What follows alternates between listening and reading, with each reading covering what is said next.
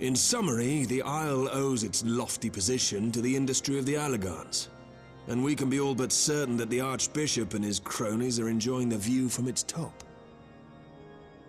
I see. If we are to join them, we will first need to pass through the Isle's etheric barrier, which is, alas, more powerful than most. Powerful enough to make a mess of a perfectly good airship at any rate. As far as I can gather, the barrier mechanism draws ether from the surrounding environment and polarizes its elemental aspect to produce what is, in effect, a wall of lightning. It seems plain that without the Vanu's key, any attempt to reach the Isle will end in failure. Alas, the key was careless enough to leave without us, and I don't think the Vanu keep a spare. Master Garland, based on your experience, is there no other way that we might breach the barrier?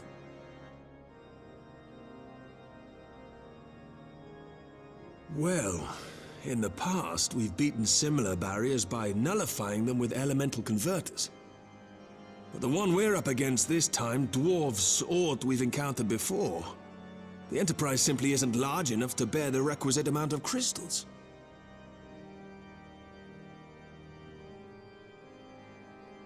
I'm reminded of the quantity needed to nullify Leviathan's command of the sea. A veritable mountain of crystals that could only be borne by lashing two galleons together to form a twin vessel, scarcely able to propel itself, much less fly. That said, we're not without options. If it isn't feasible to nullify the barrier, we might try piercing it. How? We create a ram of condensed ether and mount it on my ship. There's just one problem. I don't have the faintest idea how to build one. It's going to take a true authority in the field, I reckon.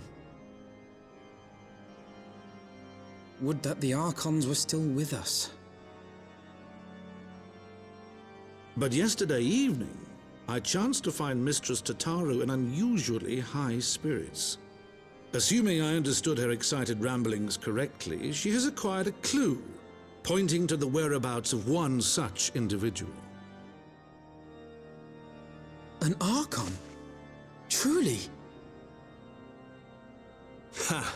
Fortune favors the righteous, eh? Well then, let's not waste any time. While you go and look for our missing friend, I'll work on modifying the Enterprise. Her hull will need reinforcing to bear the punishment, not to mention a mount for the ram. Just you wait, my pretty. By the time I'm finished, you'll be an airship reborn.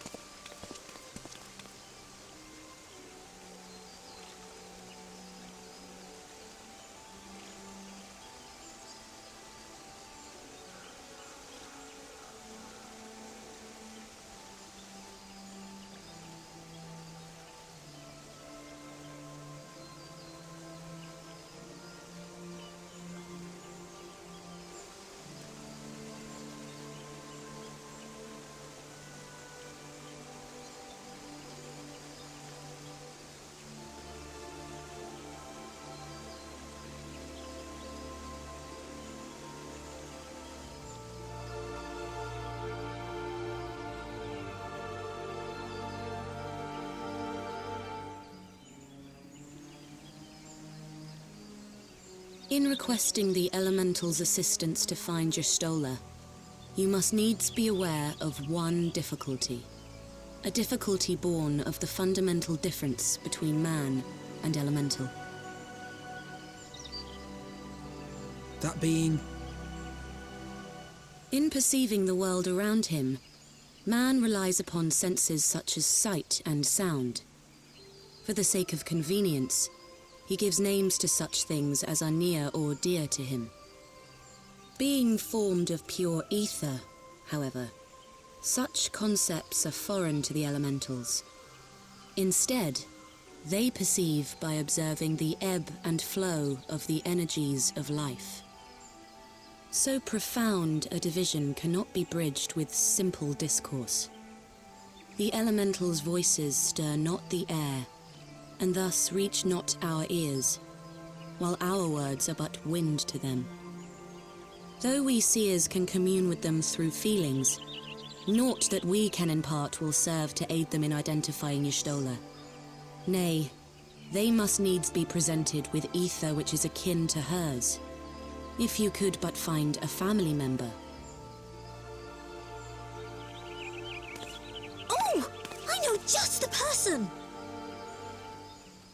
Y'shtola has a sister who came to live in Gridania. She told me about her once. Oh, that is most fortunate indeed. Pray, seek this sister out then, and bring her to Evershade.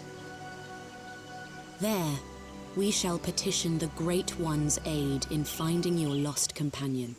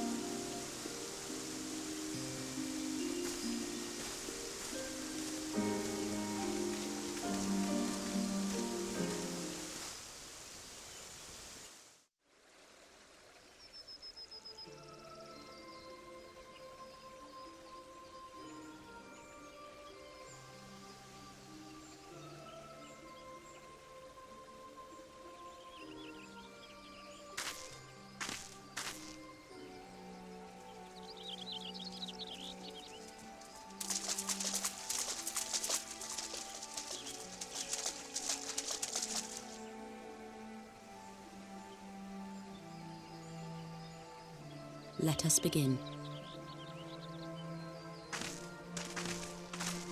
Raya O, Arun, if you would.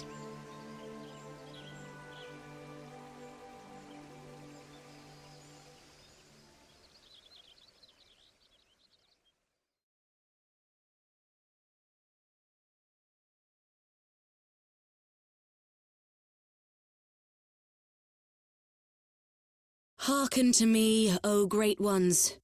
Pray give yourselves to the life stream, a drifting soul to find.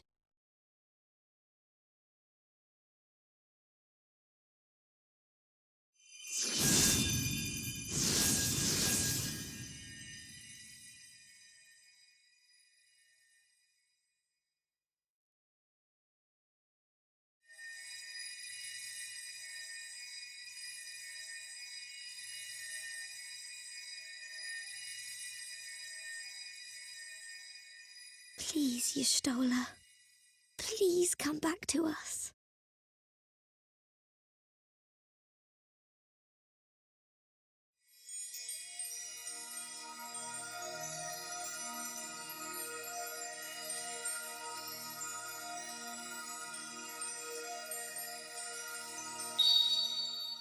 There. Now!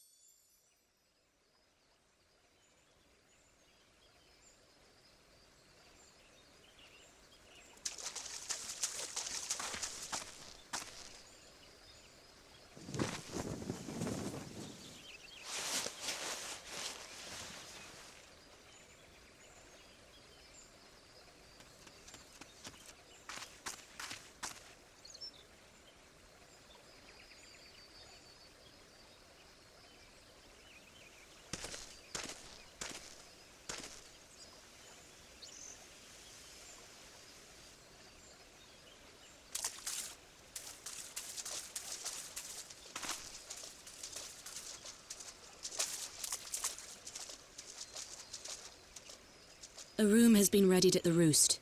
Pray, bear her thither at once.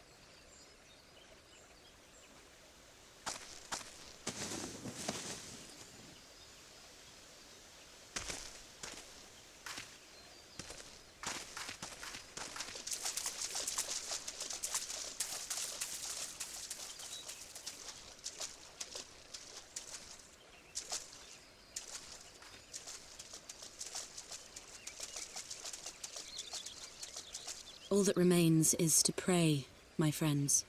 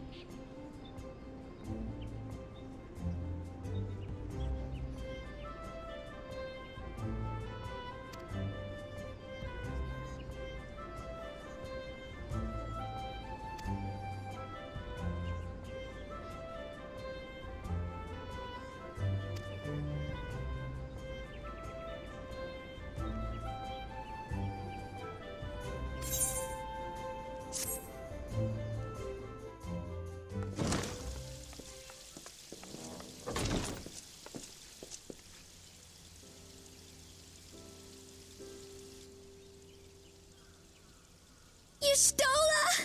I'm so glad you're back! Tataru.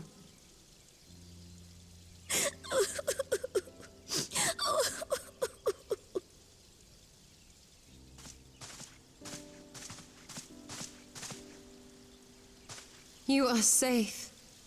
Thank the 12.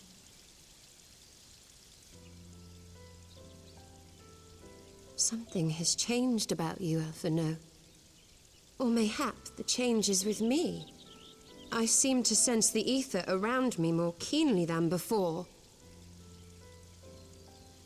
I am pleased to see you well again. Do you feel strong enough to talk?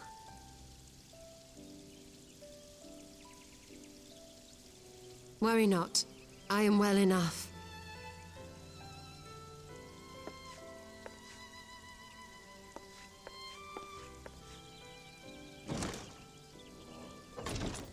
Tell us then, what befell you after you fled the feast? We were told that there had been a tunnel collapse. That was my doing. I brought the tunnel down that you and Minfidia might escape. At the last moment, I invoked a teleportation magic, in hopes of spiriting Thancred away at least. Needless to say, it did not go quite as planned, and I found myself adrift in the life stream. The others? Where are they? Did they not escape? They remain unaccounted for. You are the only one we have been able to find. I am truly sorry.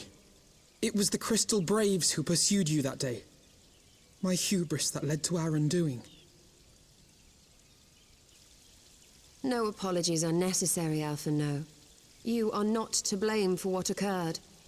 Know that were our comrades here, they would commend you for keeping the light of hope alive. Don't worry. The others are alive and well, I'm sure of it. We just need to find them. Indeed, Tataru. Let us find our friends and rebuild the Scions. Ha! There is the Alphino I remember. And I feel much the better for his return. 'Tis time I arose.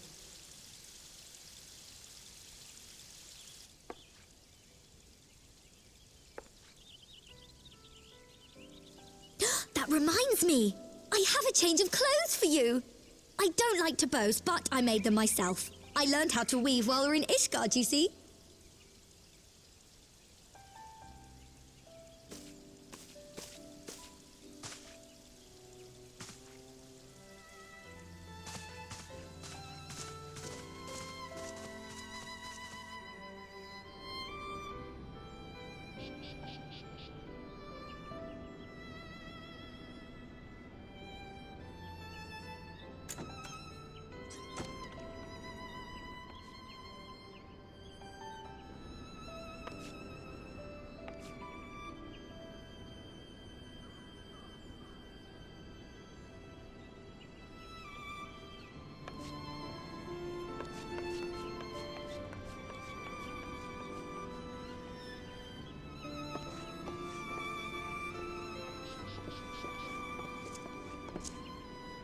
Tataru has apprised me of all that took place in the aftermath of the assassination plot.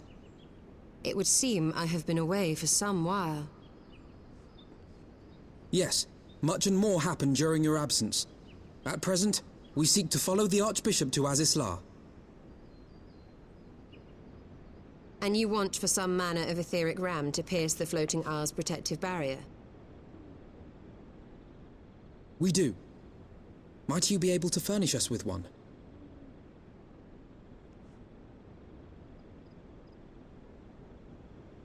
A means to prise open a hole in an Alagarn barrier.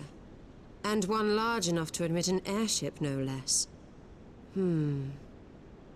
Nay, I lack the knowledge to devise such a weapon.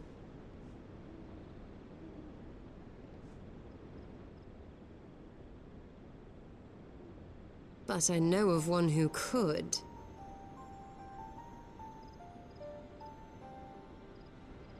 A leading figure in the field of etheric research, and one of the finest scholars ever to grace Sharlayan. Matoya, my former master.